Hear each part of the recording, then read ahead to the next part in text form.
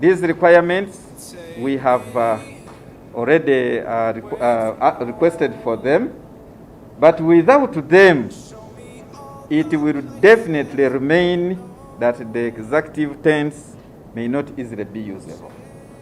These executive tents will enable us to address the COVID-19 requirements, such as physical distancing, temperature screening, profiling and observation of arriving passengers. Taking of COVID-19 samples from arriving passengers and isolation of those that may have been found to have COVID-19, and immediate transportation to designated treatment centers. Departure, passengers may be required to have a valid health certificate from the Ministry of Health or undergo a rapid test at the airport before departure. Thermal screening, wearing of face masks, regular sanitizing, social distancing will also be emphasized throughout the various formalities. Before, we have been giving 2 hours. Now, 4 hours. All water taps are to be replaced with non-touchable taps. E-boarding pass readers in 6 gates are expected to minimize handling of paper-based boarding pass and automatic document readers to limit excessive scanning through passport pages. At Entebbe International Airport, will have a lot of challenges to fulfill all this, and all this, they require funding. This is why we are continuing to call upon government to support us. This is the only main entry and exit for the country. And this is where most of the suspected people will always pass. Therefore, the control at Entebbe International Airport has to be robust. Whereas there is a presidential directive of suspending the international passenger flights, we are also having construction works at Entebbe International Airport, and particularly at our main runway. And because of that, therefore, we have informed the non-commercial or non-international passenger flights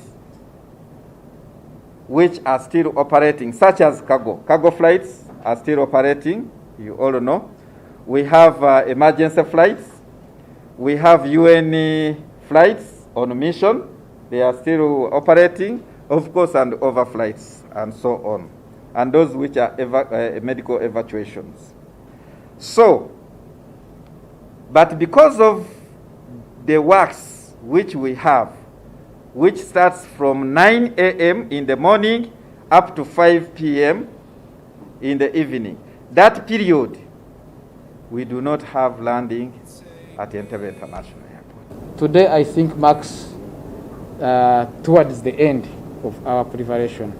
So after today, perhaps a few days, we are likely to be seeing our countrymen and women who have been stuck outside the country come. I need to tell you that we are ready. The biggest readiness was about where to keep these people. Foreign Affairs informed us that 2,400 people are ready to come. And the issue was, can they come at the same time? Definitely not. So we shall be bringing people in batches. And we had agreed that we could bring 300. And quarantining 300 or more is a tough situation. So as we discussed at the Ministry of Health, we even said we can handle 500. And that's because if we are bringing in 300 only, it will take a longer period, perhaps 2 months plus, to have all the people come. So we said we can increase, and I need to comfortably say that we can handle 500 as a batch. Can we remove samples if, for example, flights carrying 300 people land. The lab has assured us that they can remove samples. And removing a sample takes about 2 to 3 minutes. So we are able to deploy 20 lab people who can remove samples with, let's say, 400 samples within less than an hour. That's why I'm saying regarding lab, we are also prepared. The rest is making sure these people are taken to quarantine. Now, I know people are asking, is government going to take care of those ones who are coming? Yes and no. There are people already who have indicated that they can take care of themselves, and we have already sent them a list of hotels where we are able to monitor them and take care of their medicals and monitoring their COVID-19 progress. And that's one group. Another group is the group which is unable.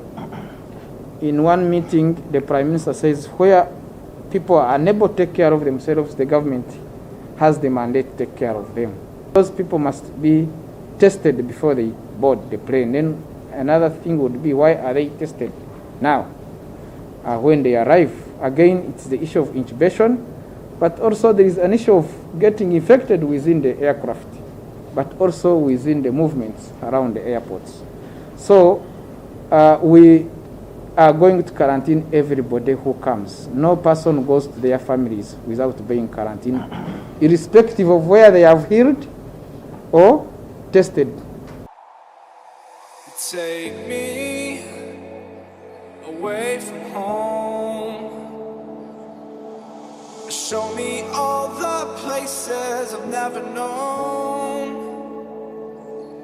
And we'll chase the night, race all of these broken dreams in flight, and we'll fly.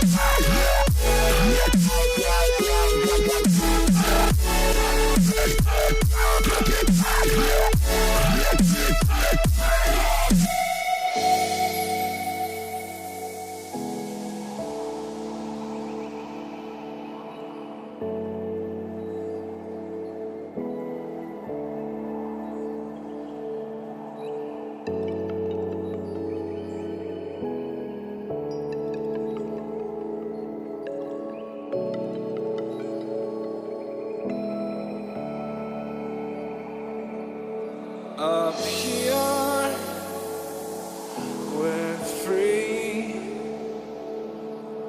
bound only by frozen memories, lost in time, racing all these broken dreams tonight.